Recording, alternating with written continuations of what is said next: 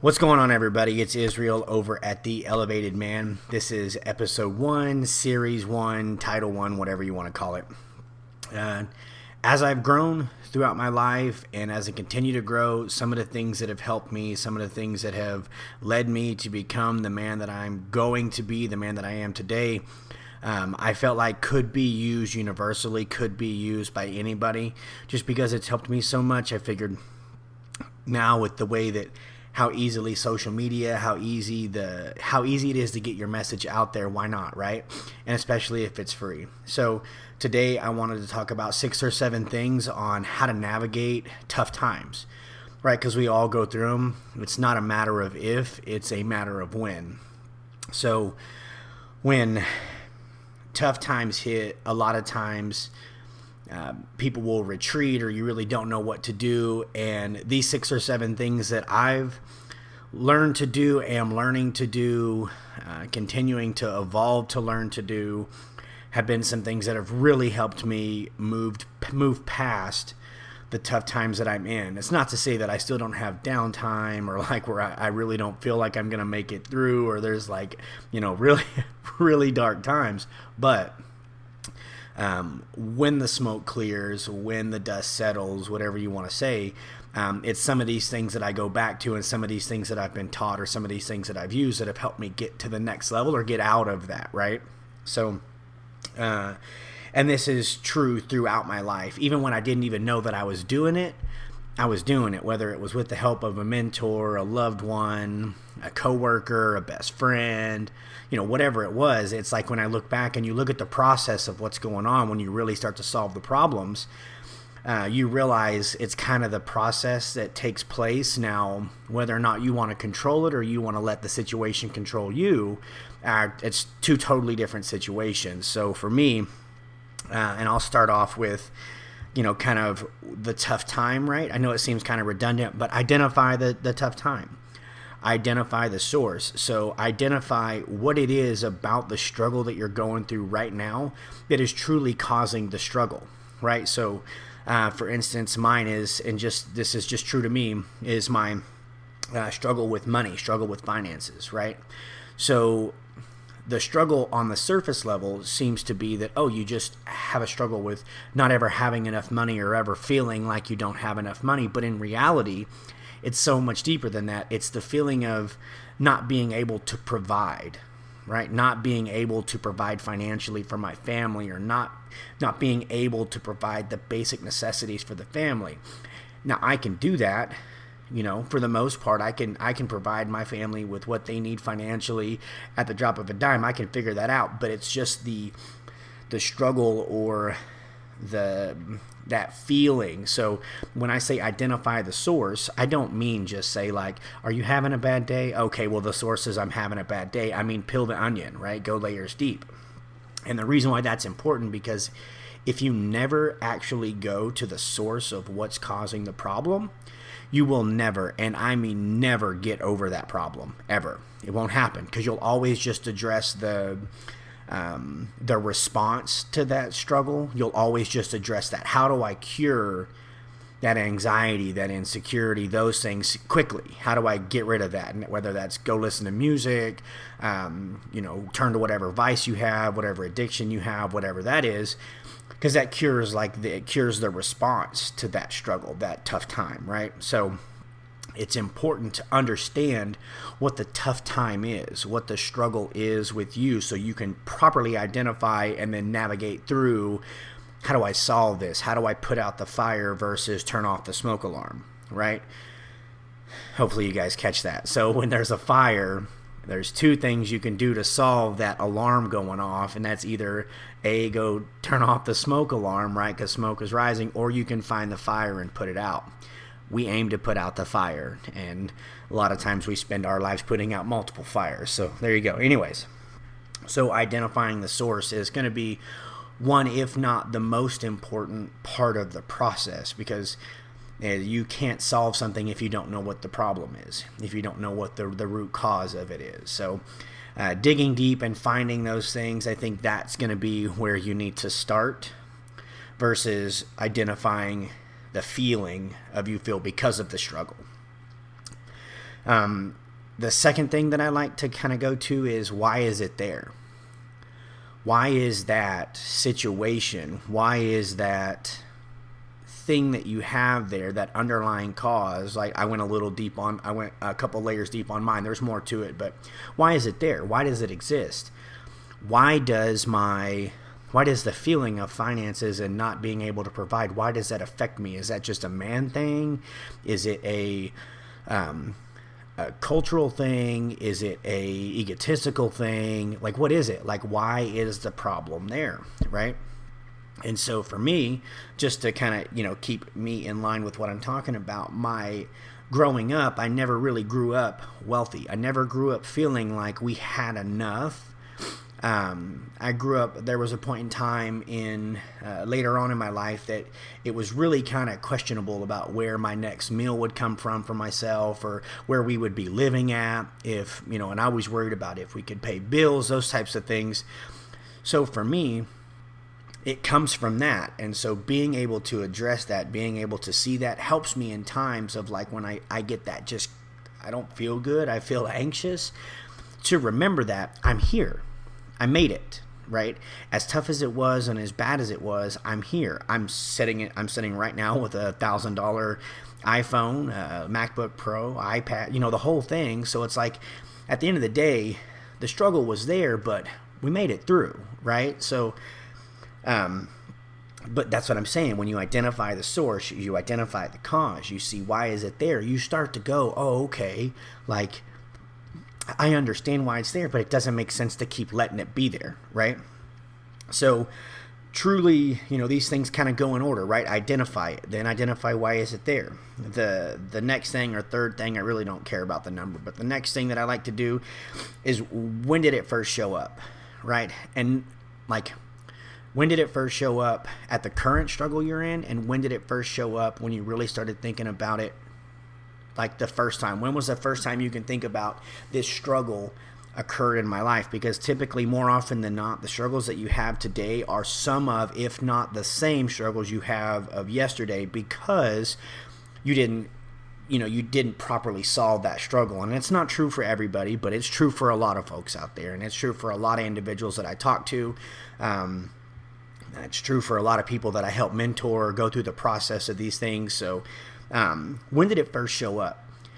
And these tie into each other, because understanding what it is, why is it there, and when did it first show up, it helps you process through this to understand that it's just situational, that there are certain things, there are certain triggers that show up that cause this response, cause this stirring of your emotions, cause the stirring of your ego, of your me-centered self. Like, it causes this, right? So understanding that all of these things that happen are all responses, all part of something else, right?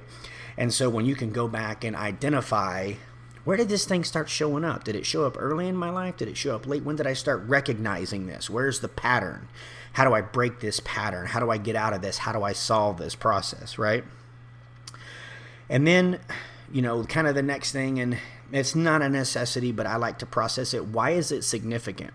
Why does this hold power? Why does this hold some type of weight over you? Why? Why are finances so important? People say money doesn't buy happiness. People say money is the root of all evil. You've got all these different things, but then that's for me again, right? The finance thing. But why is that important? Why is it significant? Why does it hold weight in my life? Why does your struggle hold weight? Why is that keeping you from moving forward? And for me, it's just the idea that, just in the finance thing, if I'm not providing, am I doing what I am supposed to do as the male figure, as the provider, as the way of the superior man, like the adventure, what I'm so supposed to be called to do? Am I not doing that? Am I not fulfilling my life's purpose, my destiny, my calling? That's my significance. So figuring out why does this struggle, why is this so significant to you? What does it represent? Does it represent failure? Does it represent a repeated struggle in your family? Does it represent something that you've just never been able to shake? Why is this thing grabbing onto you? And so once you have kind of those first four things in line, you can start to look for solutions. So that's the next kind of thing that you're looking at, is start to look for solutions. Start to look for things, and having those other four up top are important and able to find, for you to be able to find solutions. So it's going to be something you're going to need to step by step do. And look for solutions actively, not just like, oh, I'm sad, I need to text my friend or post on Facebook to get an emotional response, or, vague book, like I like to call it, where you say, oh, I don't want to say anything, but I just need your prayers today. Or man, or F this or F that, with no explanation. And then when people ask you what's going on, you say, I don't want to talk about it. I'm not talking about solutions like that to get that quick hit of dopamine. That's not what I'm talking about at all. I'm actually talking about look for solutions of what can I do actively right now to help put this fire out? What can I do? And it's sometimes you have to be okay with the fact that this problem is not going to change in the time between 10 p.m. and midnight while you're up worrying about it all night long. It might be something that's going to take days and days and days and days and days, but at the end of the day, start thinking about the next step. Put one foot in front of the other. Do something to where you're like, okay, I'm going to move forward today, tomorrow, tonight. I'm going to go to sleep. I'm going to rest it. I'm going to write it out. I'm going to write what my problem is and write what I think my solution could be, and then move forward. Now, with that little timeout, look for solutions, throw a quick timeout, insert this. If you have a good support group around you, this part's a little bit easier than if you're a solo writer. If you have a good group of folks around you, people that are willing to invest time and to mentor you and to help you through process, this look for solutions part doesn't need to be a solo project. You can reach out to individuals who have time and relationship and love and heart and soul invested into you to say, hey, how do I get through this? Like, is there something that you've done or something that you can relate to with this, and be open to what they're saying. Don't just hold it in your heart that because their situation was different, they can't speak on it. That's just not the case. There are some instances that you wouldn't take advice from individuals. You wouldn't ask somebody how to make $1 million from somebody who's never made $1 million, right? But when it comes to the basic process of being able to solve problems, being able to solve problems on a universal level, that struggle, a lot of times the process can be the same. If the person is coming upon a tough time of a breakup with a spouse, or a divorce, or just a hard breakup, that pain can be felt in many different ways, and that's one of the ways that humans as individuals are united, is through a universal pain. Pain is something we all understand. There's scales of it, but to some people, who have never experienced the loss of a loved one, or the loss of a child, or the loss of a parent, to them, the worst thing, maybe they lost a pet, maybe they got fired, maybe their best friend moved away, maybe there's something, that there's different things and there's different scales of how hurt we can be, but we all have it. So if you have a good support group and good folks around you, then dive into them, but be very, very, very cautious about the support group that is there to support you into your pain, into your struggle. Like the folks that are there to help you, it's so easy to fall into the trap of when you go to someone with a problem and then they help paint the picture. They paint you into the box of struggle. They paint you into this, like you're supposed to be in the struggle thing. You're supposed to have it. It's like it's gonna be there no matter what. Like it's just part of your life. It's just the way we grew up. It's just the way we were raised, right? You've heard that. Like you've got a struggle and, it's just the way things are. It is what it is. Well, no, it's not. It is what it is. Yes, you can be okay with the situation and say, well, it is what it is. But that doesn't, there are folks out there who truly believe that it is what it is means it's the only option. There is no out. This is just the way that it is.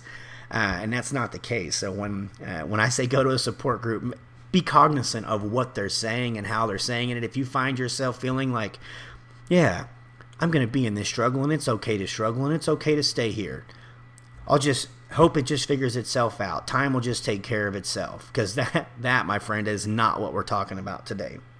Now that you've lost some of my light here. Now that you've started to, the process of healing, you've started looking for solutions, you've got your support group, or you don't, whatever the case may be, spend the next amount of time, however long it is, not complaining. And if you do, spend minimal amounts. It needs to be next to no time complaining about the struggle that you're in, because what you bring light to, what you focus on, expands. And it's very simple, because even just rerouting, there's something that my girlfriend and I do, and we try to do it often, or it's kind of a joke now because we try to throw it in there. But instead of saying, like, I'm so frustrated, or I'm so, whatever, it's I'm so fascinated. If I'm like frustrated with somebody at my job, it's like, oh, they're so fascinating, or wow, I'm unbelievably fascinated with this person, because it just kind of like, it's a different framework. It helps rewire some of the negative connotations with the things that go on. So, if you spend time complaining, you'll find more things to complain about. And if you spend more time looking for solutions and trying to go to the top and trying to get through it, you'll figure out ways to get to the other side. You know what I mean? For instance, you got two people that have to get across a waterway, right? And it's a far waterway. And on the side that you're on, there are trees, there are logs, there are things that you can utilize to build a bridge across that waterway. It might take some time and it might take some engineering, but there are ways to do it. The guy on the left says, there's no way we can get across. There's absolutely no chance we can do it. This is unbelievable. I can't believe they would give us this task. How in the world do they expect us to get across from here? Well, the other guy says, nothing. Goes and looks at the trees. Says, I've seen bridges that are built out of these same trees. I've seen things that are used to walk across water, and things like these float across water with the exact same type of trees. Never says a word. Just gets to work. Days, weeks, months go by, whatever the case may be. The guy that's complaining still hasn't gotten up off the ground because he doesn't see the possibilities. As a matter of fact, he started looking like, well, how am I going to cut the trees down? This guy over here, he's doing it, but how am I going to cut the trees down? I don't have an axe. I don't have a way to tie these things together. Meanwhile, the other guy hasn't said a word. He's just getting to work, figuring out these problems. He doesn't have a support group. He's just out there doing his own thing because he's thinking, hey, I've seen somebody solve some problems like this before, so why don't we try it? All of a sudden, the guy on the right who went and got to work, now he's got a raft to float across this waterway. Meanwhile, the guy that was complaining, who has found more and more and more things to complain about, is stuck on the same side. He's on the same side of the river the other guy that's floating across started in. So when I say spend little to no time complaining, I mean little to no time. Life is too short anyways to try to, to find the bad in the world, and there's enough bad in the world. You don't have to look very far to find it. So don't spend the only time that you have, this finite time you have on this planet, complaining about the things that are wrong. Look for the things that you can do right, or look for the things that you can improve on. And then attack. You've got your plan. You've got your, your support group. You've got your solutions. You've got your no complaining. Attack. Put everything into finding a solution to that. And there are going to be days that absolutely suck, because you're not going to have an answer. You won't. I mean, it's inevitable. You're going to come into days where you just don't have an answer for what you're trying to do. But just keep moving forward. Keep moving forward. Absolutely keep moving forward. Do not stop. Because the tough time that you get through, the second you get through that tough time, I can promise you there's another one waiting on you just on the other side of that river. That waterway that you just got across, there is another tough time waiting for you, and you're going to get through that one. And the second you get through that one, there's another one waiting for you on the next side. Like right now, as you're listening to this, think back through your life at every tough time you ever thought like, oh, this is it. I'm done. I'm not going to make it through this. Or you thought, man, this is the worst thing I've ever gone through. Have you ever said that to yourself? Because I have. I've been like, I have no idea how I'm going to make it through this. I lived in the backyard of somebody's house for a little while in a pop-up trailer. Like, outside in Texas, 100-degree heat, like in a pop-up trailer. That was my home, right? And I'm thankful for it, but I thought to myself, like, this is where I'm at? You know, I've been through addiction. I've been through the craziest things that you can imagine, where I thought there is no way I'm going to make it out of this alive. There's no way. And so as you think right now, like, what are some things in your life that you thought, I'm never going to make it through? Like, think about them. Replay those scenarios in your head that you thought, man, I'm not going to make it through, but you made it through. But yet there was another tough time, and there were tough times before that, and there's tough times after that, and there might be a tough time right now. That's because you get through them. So, you know, I've provided some of the things that have helped me throughout the years, and I hope that you could use these resources like I did, and maybe, you know, jot down some of them. So, number 1, identify the source. 2, why is it there? 3, when and where did it first show up? 4, why is this significant to me? Why is this significant? Why does this hold weight? 5, look for solutions. Kind of a sub note off that one is use your support group. Be conscious of who it is, though, and what they're saying to you. 6, spend minimal time or no time complaining. And then 7, attack. So go out, conquer your tough times, navigate them properly, because if you don't, you'll find yourself with the same problem over and over again if you never learn how to address it. So it's been great to kind of get this off my chest and to actually put it down step by step, because it helps me as much as it helps you guys. And this is all stuff that's true to me. This is all things that I go through on a day-to-day basis. And, part of my journey and part of the process through Elevated Man is to become the absolute best that you can be. And you can't do that without growing. You can't do that without leveling up, without helping others. So I hope that this at least helps some out there. If not, it helps me to get it off my chest. So if it helps, comment, post, leave me a DM, something, let me know. Share it if you'd like, and you can follow me on Instagram at Elevated Man. So that's EL3VATEDMAN. So Elevated Man with the second E being a 3. Find me on Facebook. Again, it's Israel Carter. I appreciate your time, and thank you guys for tuning in, and I'll have more to come. Take care.